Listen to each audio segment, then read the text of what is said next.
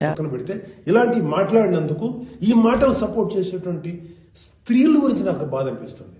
ఇలా మాట్లాడతారా? మీ తోటి ఆడపిల్లను ఒకడెవడో అంటే వాడికి సపోర్ట్ చేస్తారా మీరు? అలాంటి దుర్మార్గమైనటువంటి ఆలోచన సపోర్ట్ చేస్తారా?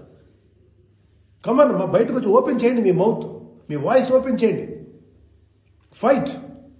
ఈ చాదస్తపు మెంటాలిటీ ఉన్నటువంటి మగ వ్యధవులకి, ఇలాంటి ఆలోచించే సన్నాసులకి, అలాగే ఇలాగ దాన్ని సపోర్ట్ చేసే పిచ్చి వాళ్ళు ఆడవాళ్ళు, ఆ మగవాళ్ళ యొక్క అణిసివేతకు గురైన ఆడవాళ్ళు మాట్లాడే మాటలకి మీరు ఎదురించి మాట్లాడమ్మా. Please come and voice out.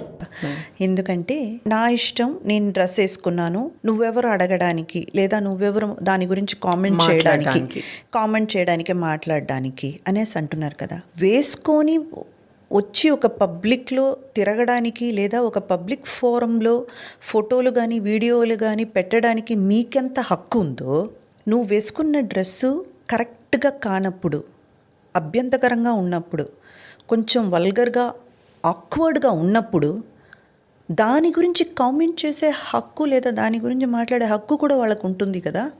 అవును మ్యామ్. సమర్థించడం ఏమిటి అంత చెత్తగా మాట్లాడితే? ఒక భాష ఏంటి? ఆడవాళ్ళు అంటే ఏమనుకుంటున్నారు మీరు? మీలో ఉన్నదే బయట వస్తుంది. అదేంటా మాటలు, అదేంటా అహంకారం, అదేంటి ఆడాళ్ళని ఈడుతారని? ఇవాళ ఆడవాళ్ళకి అన్యాయం ఎవరి గురించి జరుగుతుంది? మగాళ్ళే కదా, తరతరాలుగా మనమే చేస్తున్నది కదా.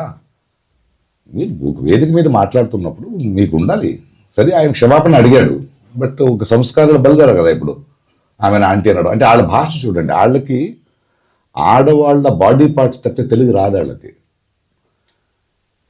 వాళ్ళ బాడీ పార్ట్సే మాట్లాడతారు. వాళ్ళు ఎంత సంస్కారాలు అనుకుని మాట్లాడుతున్నా అంత అసహ్యం అది. అనసూయ గారిని, అనసూయ లాంటి వాళ్ళని నేను సపోర్ట్ చేస్తాను. ఆడవాళ్ళని